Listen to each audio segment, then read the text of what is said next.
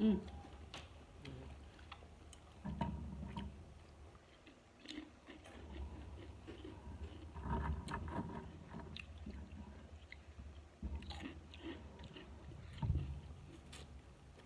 Topic natin ngayon,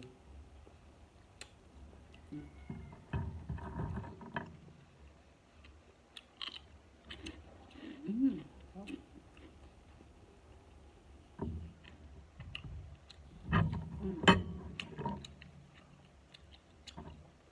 Yung sa Yolo, ano masabi mo kay Yolo, yun yung inakausapin mo? Family niya. oh.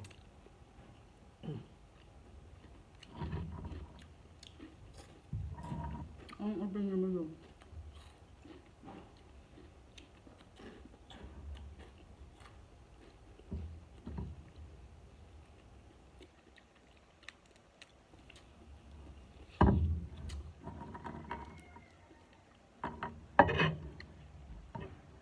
Ano opinion mo doon?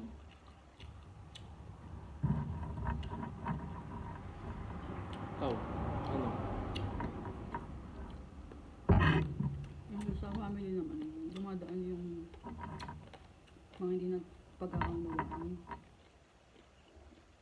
Pero sana, yung si mama niya kasi, parang nag, nagpabor siya doon sa kalaban ni Yolo. Pero kunyari lang ng mama niya yun sa tingin ko. Diba?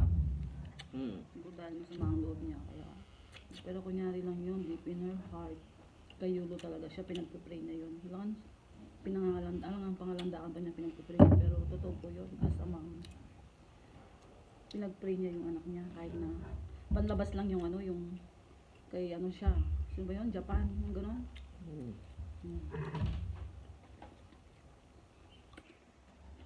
Yolo naman, paano kausapin mo yan si mama mo? Huwag na yung pagbintangan na ninakaw yung pera.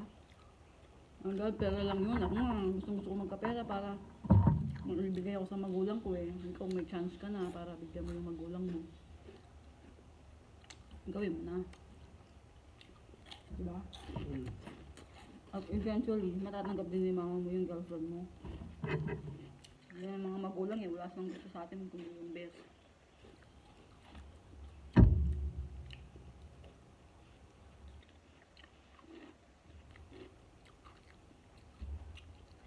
Pakita ko sa video ah.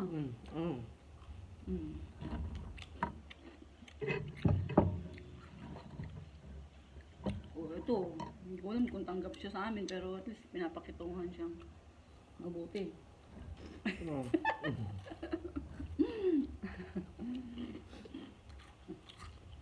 Oh, di ba ka hindi siya tanggap? Pero tinatanggap siya kasi nagmamahalan kami. Nag-comment, bakit hindi?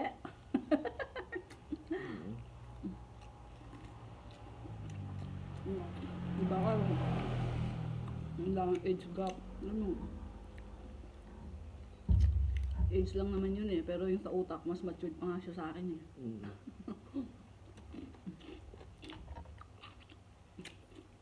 So, no rice.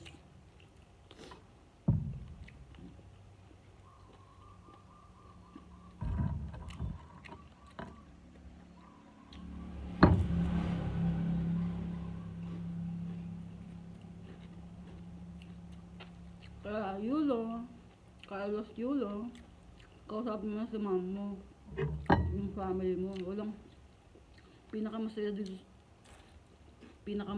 feeling kung di yung makita mong masaya yung family mo. Yun yung pinakamasarap. So, kapag masaya yung family mo, parang ang saya-saya mo na. Para sa akin yan, kasi din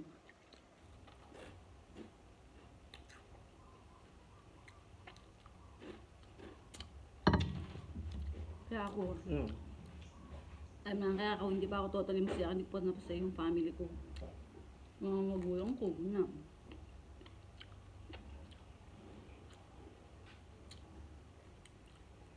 Diba? Mapapasaya mo sila. Ang pera.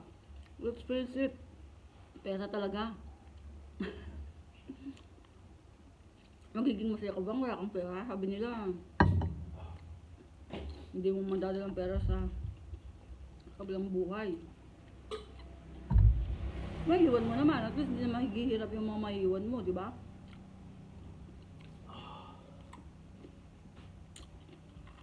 So, yun lang.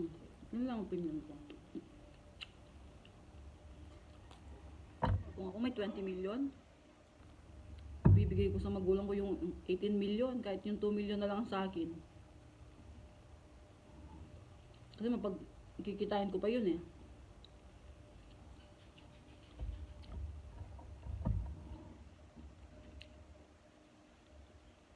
Kasi hindi ko natatanungin kung saan nadadalhin. I'm sure di naman nila iwawaldas yun eh. Di ba? Tama.